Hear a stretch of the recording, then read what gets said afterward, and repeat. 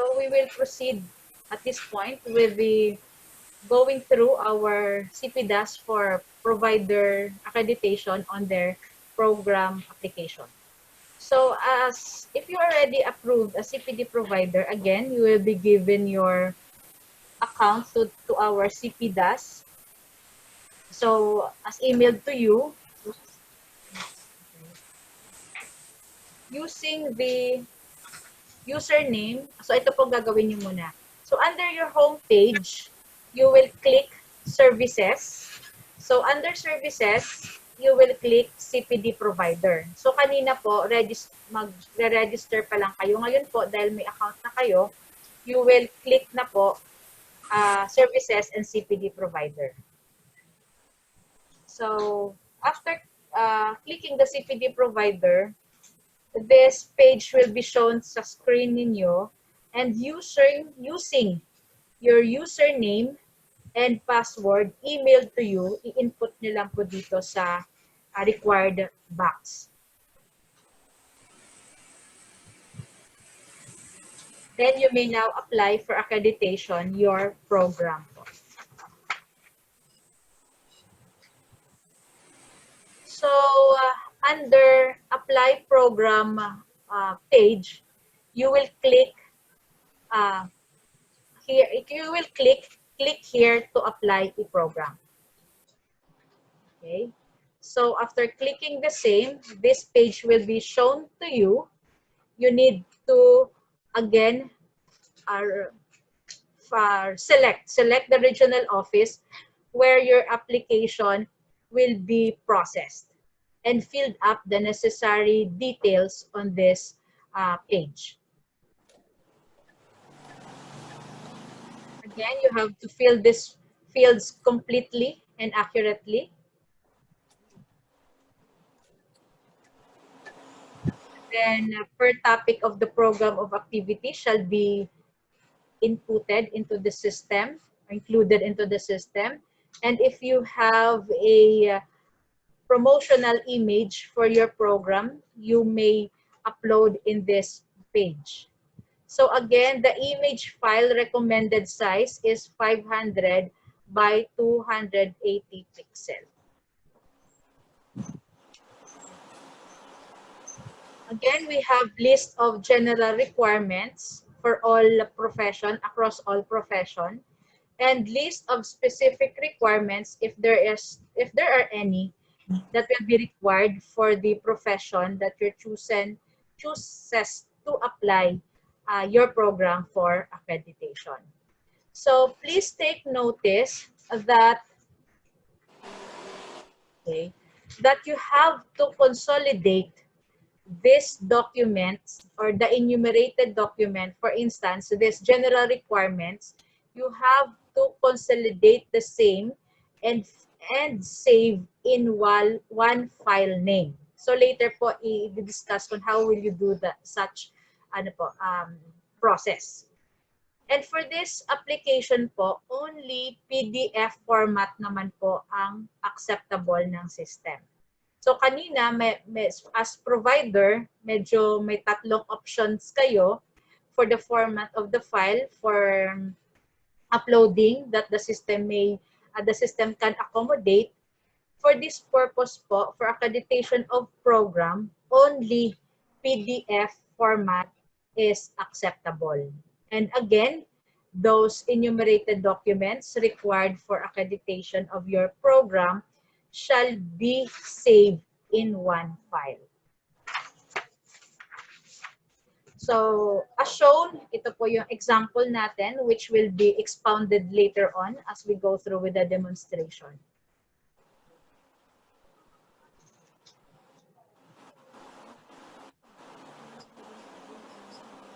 So again, the payment channel or option will be provided to you if you will choose our online payment, which is the PayMaya at present, or you may also choose our PRC cashier.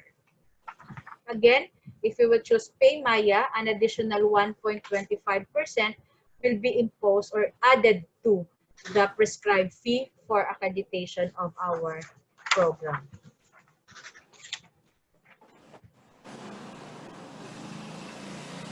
So after filling up and complying with those requirements, you have to click submit.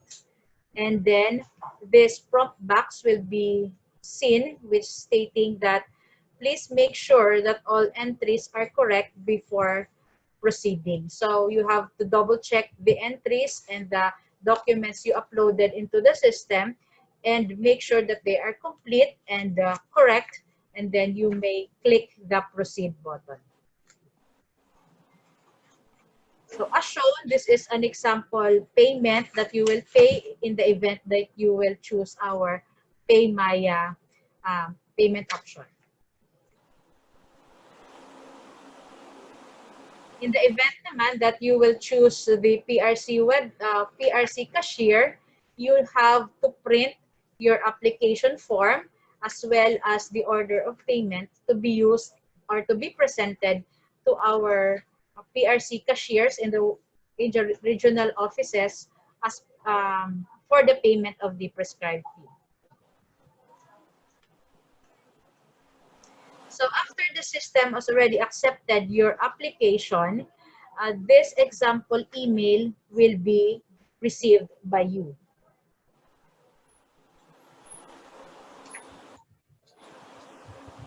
After which, on your dashboard page, uh, the status of the applied program will be shown, and you will see there whether the system already accepted your application, so submitted yung makikita ninyo, or on process if the same is already on the side of the council, and deferred if on hold for whatever reason that the council find is necessary for you to comply, and also disapproved with the reason why the said application has been disapproved. So in this example shown, is an email wherein you will an email that you will be receiving in the event that your application has been deferred action by the council. So the reason will be stated herein, as well as the period wherein you have to comply or submit the additional requirements that the council find it necessary to justify your for you to justify your application for accreditation of your program. So in the event that you will now comply with the document with the requirement as stated by the CPD Council, in your dashboard page, you will click deferred button and then click the update icon. Next, please. So in this update icon, update program will be shown. After clicking the said icon, update program will be shown.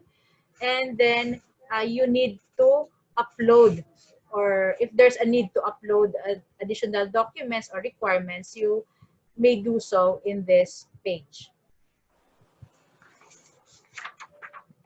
So in the event that your program is approved by the concerned CPD Council, this sample email will be given to you. So in this email, accreditation number for the program as well as number of credit units that is given or given to your applied program will be stated in this email. And then a sample certificate of accreditation will be available from the time that your application for program accreditation is approved.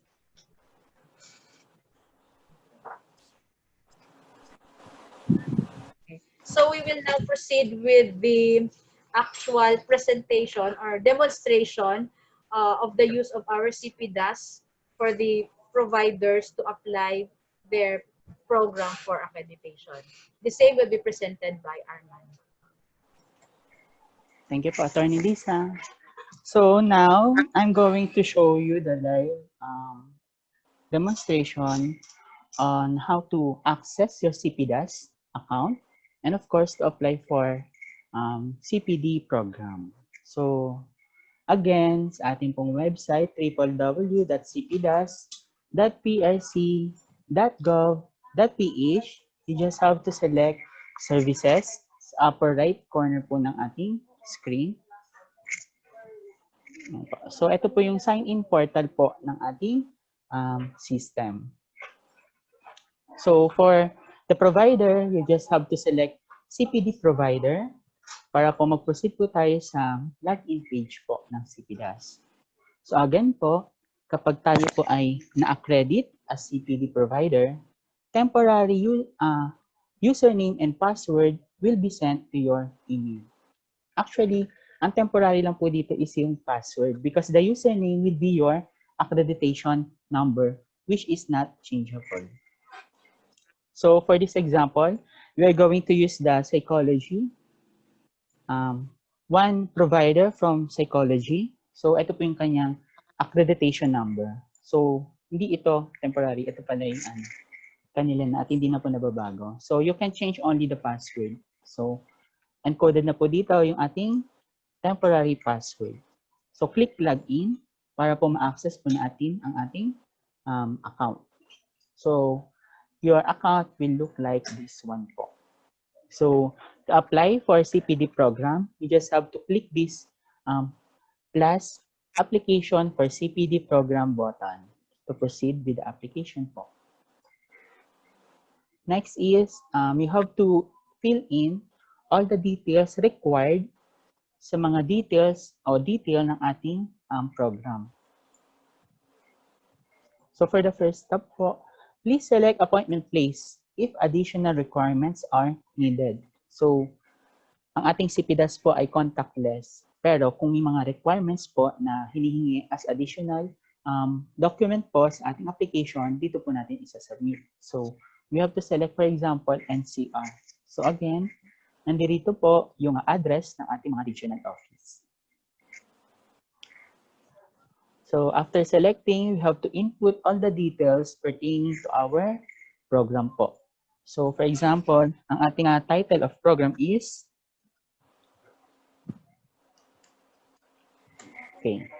tip lang po sa ating mga provider na meron po mga chapter or may mga regional offices po kayo para po mas mabilis ninyong ma-organize and yung mga responsibility pertaining to the accreditation of your CPD program, pwede po natin samahan dito sa ating title of the program kung ano po siyang chapter. For example, Kamanaba chapter. Kasi po, at the end of program po, they have to submit completion report. So parang makita nyo kaagad sino po yung mga magiging responsible on submitting that. Next po, ano po ang type ng ating program? It can be a conference, a convention, a forum, a seminar, a workshop, training program, or online learning. It can also be educational or study tour. Kung wala po dito yung type of program na ating ina-apply, we can select others. So for this example, ito naman po yung palaging ina-apply ngayon sa amin is yung online learning po. So sabi rin po kanina, ang mga provider, pwede silang mag-cross application ng kanilang mga programs sa different professions po ng PRC. So for example, this one po is ano po siya, accredited siya under psychology. They can apply po sa other profession ng kanilang mga CPD program if they find it appropriate. So for psychology, for example, mag-apply po ako sa guidance and counseling. I just have to select guidance and counseling. Ang mag-evaluate po kapag ito po ang pinili natin, ang CPD Council of Guidance and Counseling. Hindi po siya yung CPD Council of Psychology. For the course description, you just have to input ano po yung description ng program po natin. And of course, ano po yung ating objectives. So naglagay po ako ng mabilisang copy-paste po ng information na to. For example po.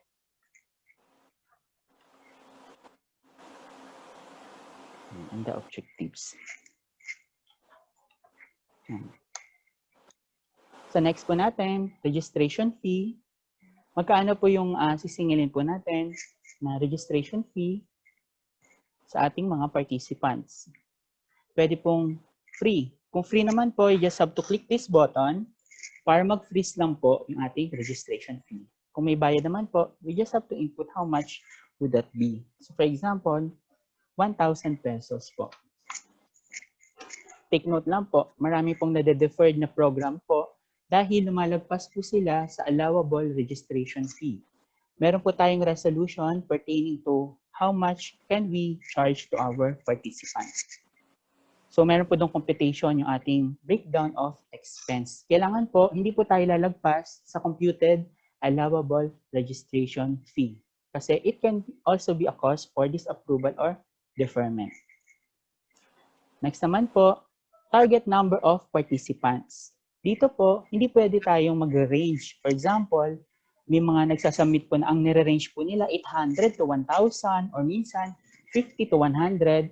Sa CPDAS po, specific, ilan po ang target number of participants. Hindi po pwede ang naka-range. So for target number of participants, for example, ang maximum pong allowable sa Zoom, for example, is 300. We can only input 300. Kung may mas mataas na account po kayong ginagamit, you can use naman po kung 1,000, you can input 1,000. Program total hours, ilang oras po ang conduct ng ating CPD program from the beginning up to end. So for example, tatakbo po itong CPD program online for 2 hours. So lagay po natin 2. Program schedule, kailan po siya ika-conduct? Anong date po? So for example, ang ilalagay po natin dito is October 30. So 1 day lang po siya, October 30, 2 hours. Next naman po is yung ating venue. So kung ang online po, so kunyari online po tayo, so ang ilalagay natin dito, anong platform po ang ating gagamitin? It can be Zoom, meron pong gumagamit ng Google Meet, meron din pong gumagamit ng Microsoft Teams. So ilalagay po natin anong platform. For this specific example, ang ilalagay natin is yung Zoom. Take note din po na sa venue, ilagay po natin ano po yung link nung gagamitin po nating Zoom. Yung pinaka-link po para ma-access po siya ng ating mga CPD council member if ever na imo-monitor po ang ating program. So for example, di ba po, meron dyan yung coding lang po. So you have to input here the link. Ano po yung link ng ating Zoom? Next step po natin is yung program of activities. Ang nalagay po natin sa taas is 2 hours. Now, you just have to make sure na ang 2 hours, paano natin siya gagamitin. So for the topic, the time frame, and of course, who will be the speaker. So, ang sabi ko kanina, 2 hours from the beginning up to end. So, for example, ilagay po natin dito si topic 1. Ang time niya po is 12 to 12:30. Hindi natin. Example. So, kung ano po yung format na hinihingi, yun po yung ilalagay natin. Speaker 1. So, kapag more than one topic, you just have to click this green plus button to add another row. So, topic 2. Ang time po natin is 12:31 p.m. to 1. So, name po ulit ng speaker. Speaker number 2. So, magdadagdag ulit tayo ng row. Topic 3. 13:01 p.m. to gawin na natin siyang 1 hour. So, speaker number 3.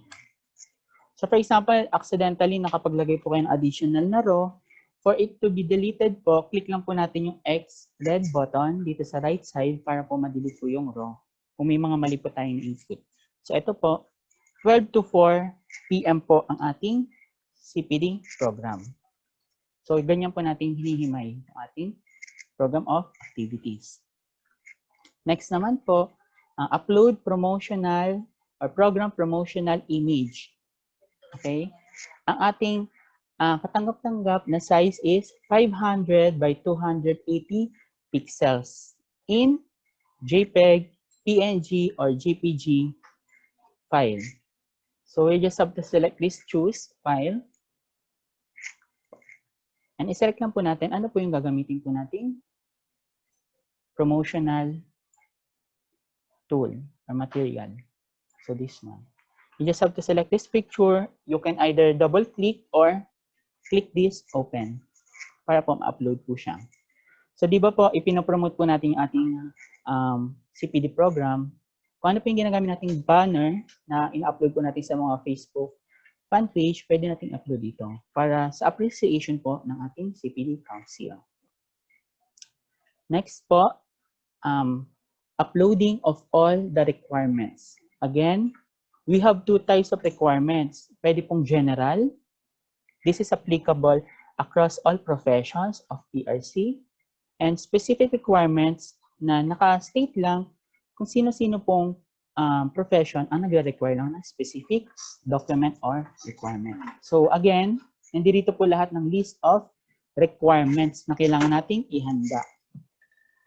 Na kailangan po nating ihanda sa ating application for program.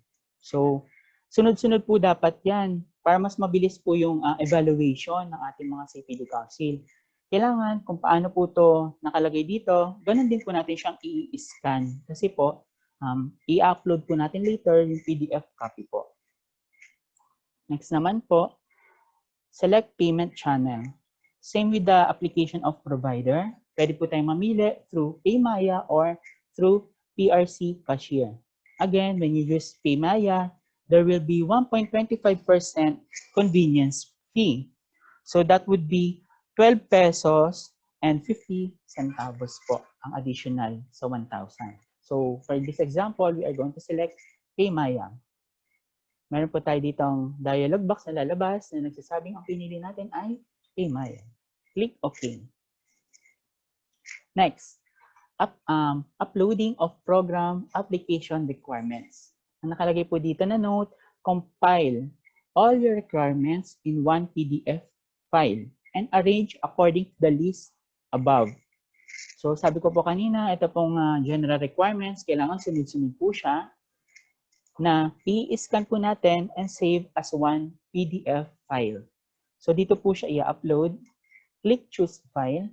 So ang acceptable po dito remind ko lang po, PDF lang po. Hindi po pwede dito yung JPEG, JPG, or PNG. So choose file. And open po natin ano po yung inihingi na or ipapasa po nating document. So for this example, meron inayos na po ako. Ito po yung program sample. Double click siya or click open para po pumasok po siya dito sa system. So afterwards, you have to click submit.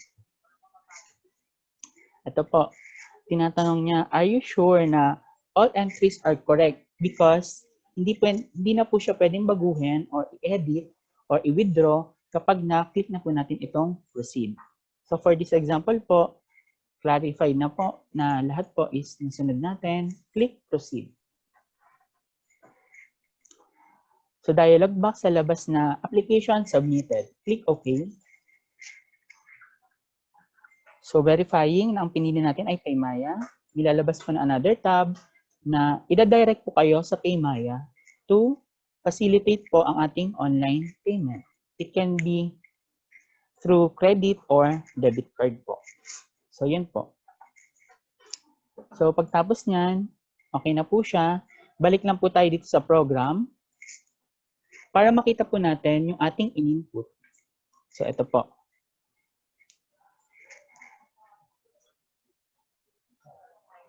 So nakalagay po dito yung title of the program. The accreditation number is still pending because it is under evaluation pa po. The target number of participants, the duration, the credit units, kapag na-approve na po, lalabas po siya dito. And of course, the status which is submitted. Later on, i-discuss ko po ano-ano po ba yung mga status natin kapag nag-a-apply po ng CPD program. So, may mga pangyayari po na nade-defer po ang ating CPD program. So, pag dinefer po siya, may reason po kung bakit siya nade-defer. So, for this example po, we have deferred. So, para ma-comply natin kung ano po yung hinihingi na requirements or kung bakit siya na-defer, you just have to click this update program. So, click lang po natin yan, update program. And update, ano po ba yung pinapa-correct sa atin ng council? Kasi makaka-receive po kayo ng email kung bakit po siya na-defer.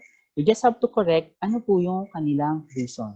So, wala na po kayong dapat baguhin dito kung hindi naman po sinasabi na mali yung inyong program, huwag nyo na po siyang babaguhin. Kung ano lang po yung hinihingi niya. May mga times din po na nade-defer dahil nasa sobrahan po sa paniningil ng bayad. Kasi po meron po tayong computation on how to compute the allowable registration fee. So, kapag sinabi ng council na mataas tong 500 pesos, dapat 400 pesos lang, you have to lower down yung inyo pong registration fee. It's either 400 pesos or below. Ayan po. Kapag may mga pinabago pa po sila dito, you just have to change. For example, si speaker, hindi siya qualified or kulang yung kanyang qualification para maging speaker on that certain topic, you just have to change the speaker. And of course, you have to go back po dito sa general requirements sa pag-upload po ng bagong requirements. Kasi kanina po, pinakita ko po yung general requirements. Kunyari, ang pinabago po is speaker. Of course, meron po tayong general requirements doon na curriculum vitae. So kapag babaguhin po natin yung curriculum vitae ng ating speaker, you have to upload again the totality of the general requirements. Hindi po i-upload dito yung CV lang or curriculum vitae lang. Dapat the totality po ulit ng buong requirements. Okay po.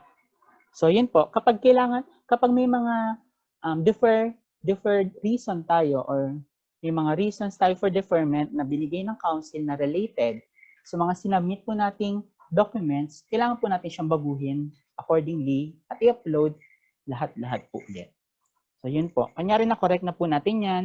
Kunyari binago po natin tong 500, ginawa natin 400. Then yung speaker, pinalitan po natin siya, ginawa natin siya si speaker 4. Siyempre, yung curriculum vitae niya, nag-submit po ulit siya ng bago. Yung general requirements, inayos po ulit natin siya accordingly. You just have to upload po yung file po ulit as a whole. Click OK. Afterwards po, click update. Yan. Automatically na po yun napapasok sa CPD Council for the evaluation. Next po natin is disapprove. Ito po yung mga CPD program po na na-disapprove na at hindi na po siya mabibigyan pa po ng consideration. So, it is canceled na po. Hindi na po siya magiging accredited. Next is on process. Pag ang ating status ay on process, ibig sabihin po, nasa side na po ito ng CPD Council. In-evaluate na po nila ang inyong application. And of course, kapag accredited po, lalabas na po dito yung full details po ng ating program. So, nandirito na po yung accreditation number at nandirito na rin po yung approved credit units. Tandaan lang po na kapag nakikipag-transact po tayo sa CPD, ang lagi lang po nating tatandaan is itong accreditation number ng program na itinatanong po natin. And of course, your provider accreditation number. So, yun po yung mga actions na pwede nating tingnan with regards to program. Kapag submitted po, ibig sabihin po nito, nasa level pa lang po siya ng Regional Office for double checking. So, yun po. Kapag may mga deferred reason na naman po tayo, lagi naman po i-communicate ng ating mga secretary yung mga reasons. Kaya magiging updated po kayo from time to time. Yun po ang magandang maidudulot po ng CPDAS sa pagpapabilis ng application. Kapag na-accredit na po siya, you will receive the certificate. So, may mag-i-email po sa inyo na i-claim niyo na po ang inyong certificate 30 days after receiving the email sa pinakamalapit na regional office po sa inyo. So that ends my presentation for application of CPD program.